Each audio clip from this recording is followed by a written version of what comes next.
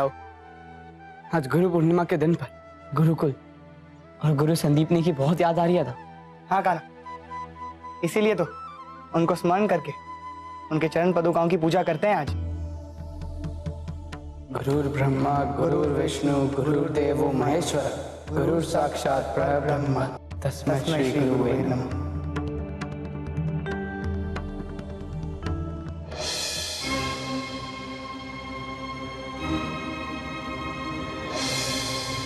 ये पदुका हिल क्यों रही है? क्योंकि ना तो तुम्हारी पूजा अच्छी लगी और ना ही तुम्हारा भोग।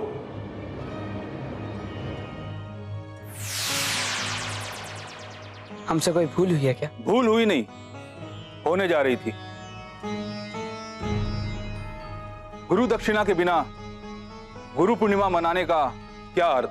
गुरु दक्षिणा तो गुरु पूजा के बाद दी जाती है ना गुरुदेव? हाँ जानता हूं, पर मुझे गुरु दक्षिणा में फूल और कंदमूल नहीं चाहिए। तो फिर आपको क्या चाहिए गुरुदेव? मुझे कल्प वृक्ष चाहिए।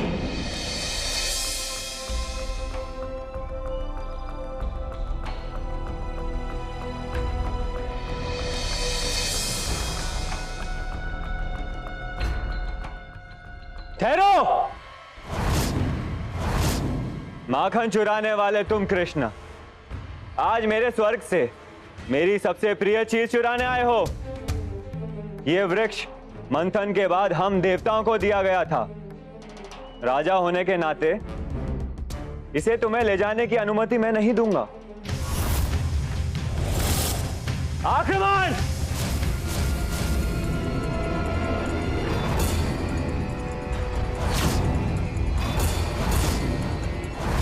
दाऊ, आप इन्हें संभालो, मैं कल्प वृक्ष के अंश को लेकर निकलता हूँ।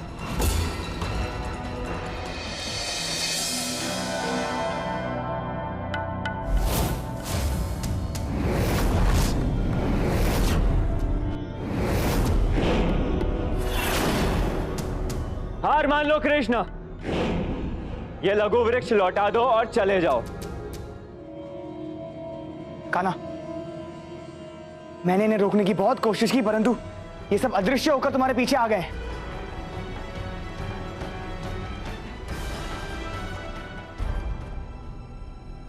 ये सभी देवता इतनी छोटी सी बात को युद्ध का रूप देना चाहते हैं, तो मैं अपने गुरु की इच्छा पूरी करने के लिए युद्ध करने के लिए तैयार हूं। ठीक है, परिणाम भुगतने के लिए तैयार हो जाओ।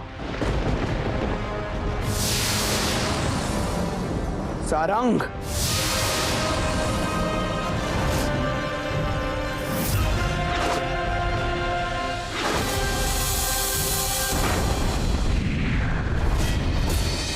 काना, वहां देखो, चलो।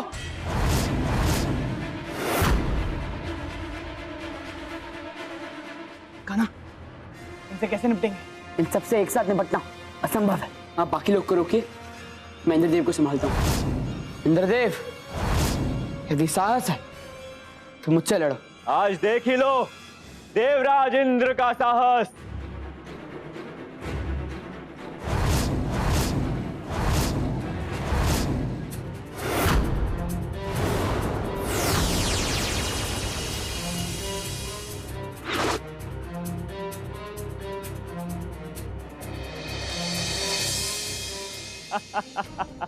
बस, अब बहुत हो गया।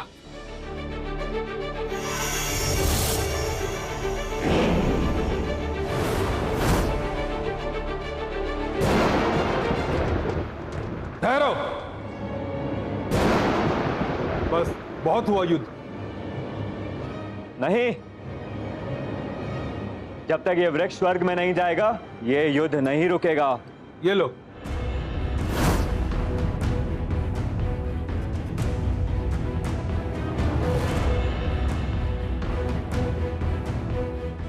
कृष्ण, आप ये सोच रहे होंगे कि आपके बाण अपना रास्ता क्यों बदल रहे थे। जी गुरुदेव। ये महादेव की लीला है। महादेव की इजाजत है कि मैं अपना लक्ष्य चूकूं, ताकि तुम्हारे बाण सही लक्ष्य को भेद सके। ये देखो। कौन नहीं है ये, और इनकी मृत्यु कैसे हुई? ये सब कृष्ण के बाणों से मृत्यु हुए। क्यों और कैसे? सुनो, हिरण्यकश्यपु के वंशजों ने प्रहलाद के मार्ग पर चलकर बहुत से पुण्य कर्म किए। तब विष्णु ने उन्हें वरदान दिया कि स्वयं विष्णु के अलावा कोई भी इनका वध नहीं कर सकता। अपने इस वरदान के घमंड ये उत्पत्ति हो गई और नरभक्षी बनकर इन्होंने पूरी सृष्टि को त्रास कर दिया। तो उन्होंने इस धरती को मरुभूमि बनाया और सारे दैत्यों को यहाँ कैद किया। तुम भी हमें नहीं मार पाओगे महादेव। परंतु बांध तो सकता हूं।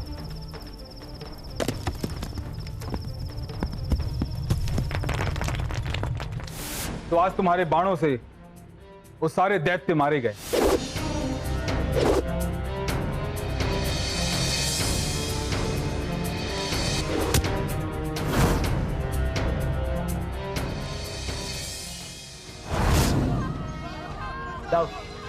यही गांव से सूचना आई थी, यहीं पे असुर उत्पात मचा रहे हैं, लोगों को मार रहे हैं यहाँ पे।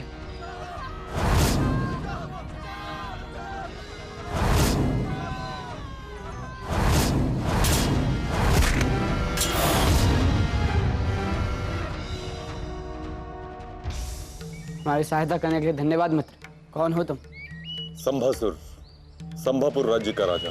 बाबू, असुरों का गांव? मैं चाहता हूं मनुष्य और असुर दोनों मिलकर प्रेम पूर्वक जीवन को व्यतीत करें। सच्चे हृदय से प्रयत्न करोगे तो अवश्य सफल होगे मित्र। तो भगवान, ये था मेरा संविधान। वाह संभासुर, मानना पड़ेगा। इतने अच्छे नियम कायदे ऐसा मैंने आज तक पहले कभी नहीं देखा।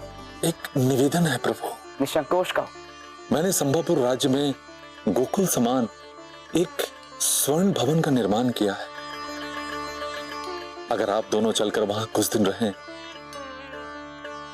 तो मेरा राज्य धन्य हो जाएगा। क्या कहते हो? चलते हैं। ठीक है, चलो, हम तुम्हारे साथ चलेंगे। गुरु शुक्राचार्य, कृष्ण ने अपनी मृत्यु को स्वीकार कर लिया है।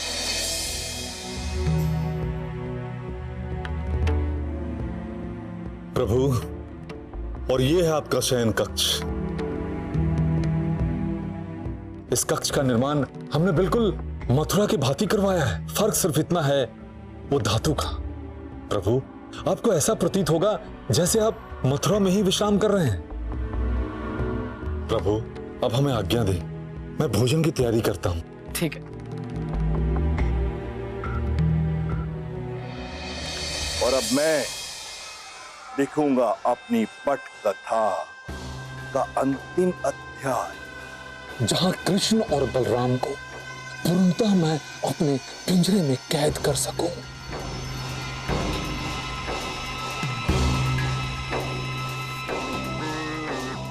गुरुदेव, कृष्ण और बलराम संभापुर के इस स्वर्ण महल में आनंद कर रहे हैं, लेकिन उन्हें यह नहीं पता कि स्वर्ण महल स्वर्ण से नहीं बना, ये तो लाक्ष से बना है, और लाक्ष को पसंद है जलना।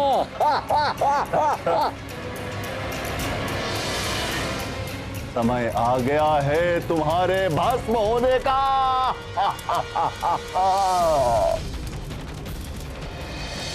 गुरुदेव, ये रहा कृष्ण की भभूति, जलकर राख हो गया।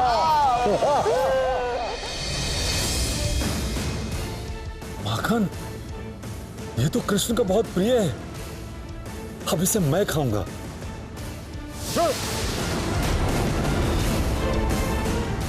माखन कहां गया? किसने मटकी चढ़ाई? ये रहा मटका। वाह, कृष्ण! कृष्ण नहीं, कृष्ण का भूत। वाह, क्या स्वादिष्ट माखन है। मैं तुम्हें जीवित नहीं छोड़ूंगा।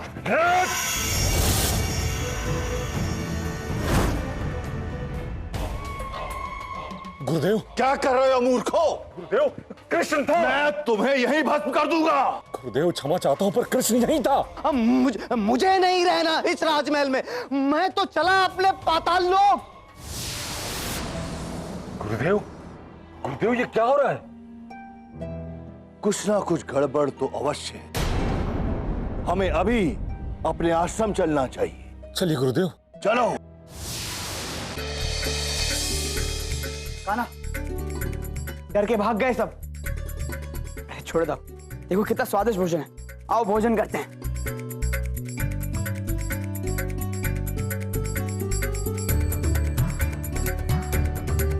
कान्हा, तुमने खुद को और मुझे इस षड्यंत्र से कैसे बचाया?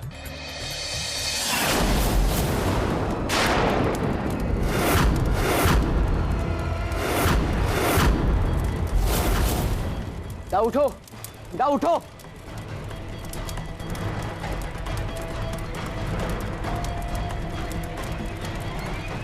हे योग माया, सहायता कीजिए, मैं दर्शन दीजिए।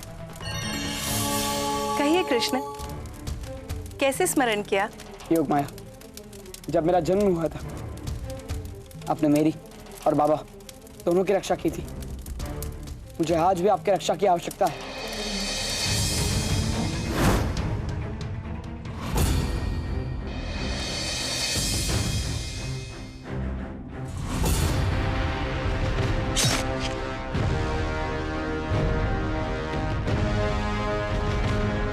ये तो काफी आसानी से मर गया। इतनी आसानी से मरने वाला लगा नहीं था ये संभासुर।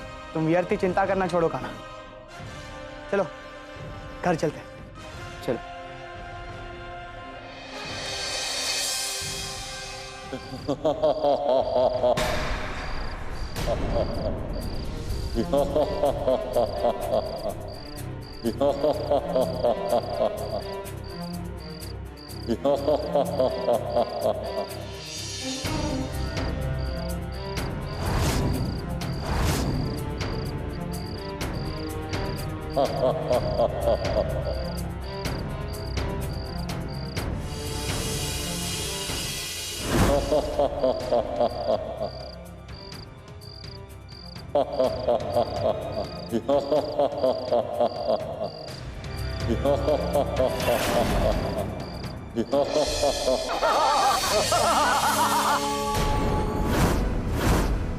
लीजिए गुरुदेव, आ गए दोनों। सही कहा तुमने, हम अपनी हार मानते हैं। हे महान राजा संभासुर, हम तुम्हारे शरण में आना चाहते हैं। शंभासुर, छल है ये इसका इसी समय अंत कर दो। जी गुरुदेव।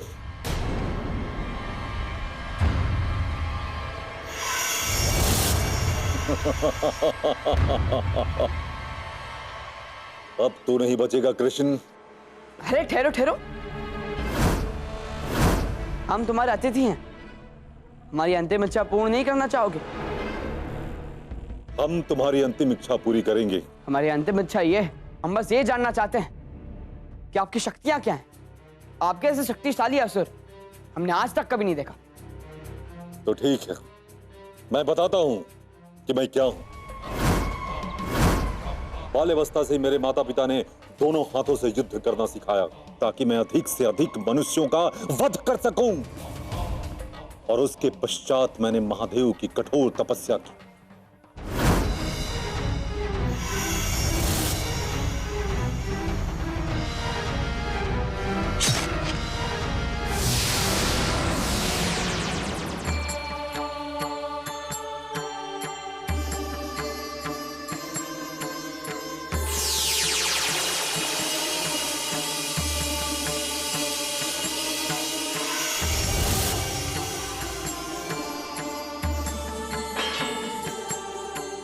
प्रणाम प्रभु। क्या चाहिए तुम्हें? अब मुझे ऐसा वरदान दे कि इस विष्णु की सृष्टि में कोई भी, चाहे वो स्वयं विष्णु हो या कोई भी देव, मुझे अकेला वध ना कर सके और किसी भी एक शस्त्र से मेरा वध ना हो। जब मेरे शिष्य धड़ से 3 बार अलग हो चुका होगा तब मैं मृत्यु को प्राप्त हूं। तथास्तु। क्या वरदान मांगा है तुमने? संभासुर, अब विदा लेने का समय आ चुका।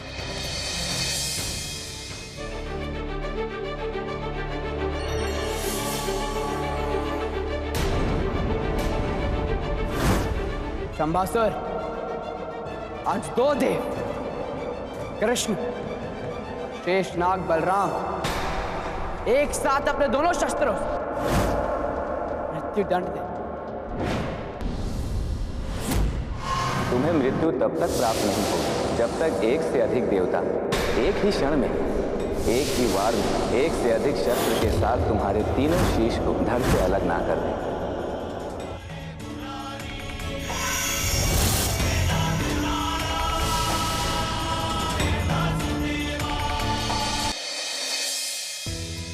ये बलराम की।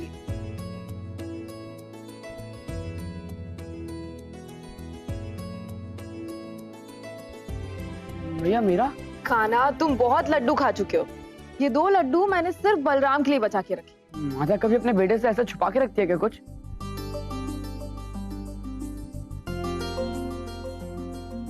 तो देखिए कौन है। कान्हा, क्या वो आज सुबह मथुरा के लोग पता नहीं। हे प्रभु, ये क्या हो गया है पूरे गांव में?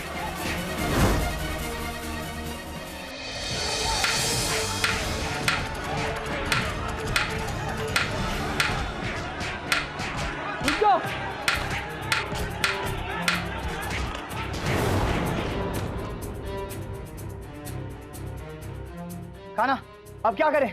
दाऊ, ये पैर के चिन्ह देखो। ये कोई साधारण पैर के चिन्ह नहीं है दाऊ। हमें ये पता करना होगा किसके चिन्ह हैं।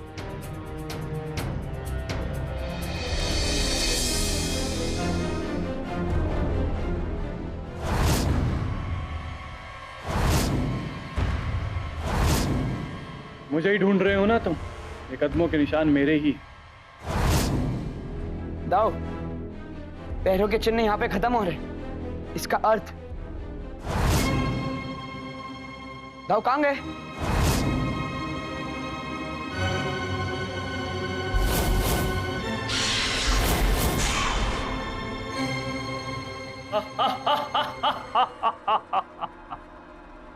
क्योंकि अब तेरा ही दाऊ तुझे मारने वाला है। कृष्ण, अब तू जीवित नहीं बचेगा।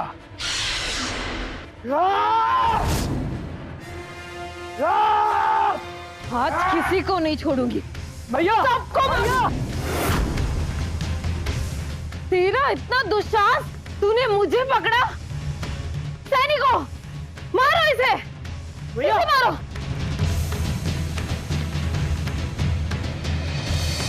आज कृष्ण को इतना विवश देखकर मन को इतनी शांति मिल रही है, और अब ना तो ये अपने परिवारजनों पर प्रहार कर सकता, और यदि यह प्रहार नहीं करेगा तो इसकी मृत्यु निश्चित है। इन्हें रोकने का बस अब एक ही मार्ग शेष है, सुरकान।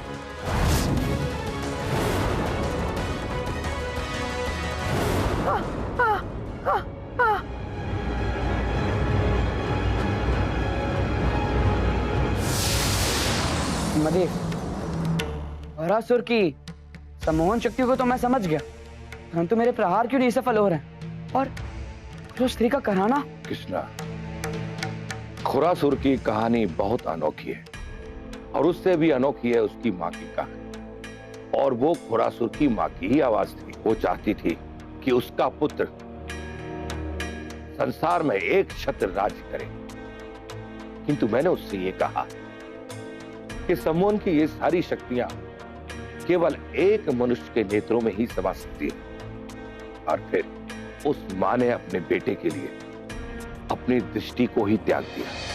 बलराम, मारो इसे। देवकी, प्रहार करो इस पर।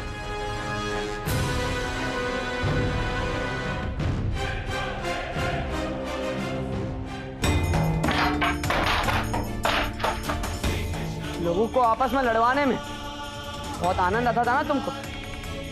लो, भुगतो।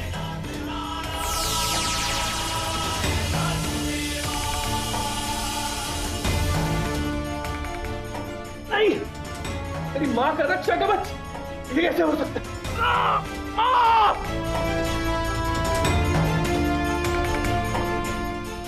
माँ, तुमने अपनी आंखों की पट्टी क्यों खोल दी?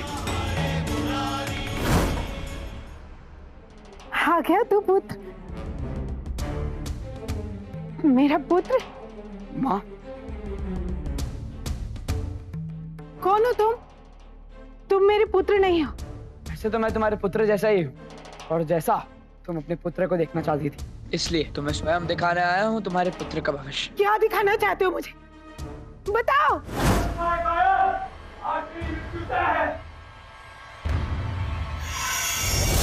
यहाँ हूँ मैं।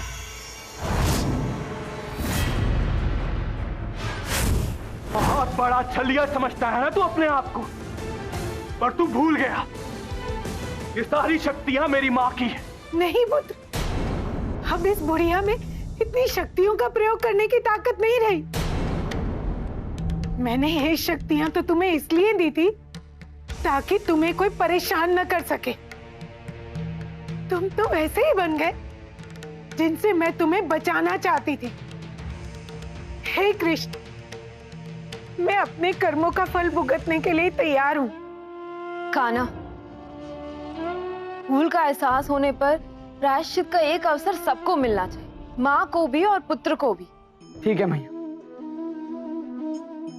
कौरासुर, मैं तुम्हें क्षमा करता हूं, और तुम्हें और तुम्हारी मैया को मथुरा में एक घर और जमीन नियुक्त करता हूं। देवकी नंदन श्री कृष्ण की जय।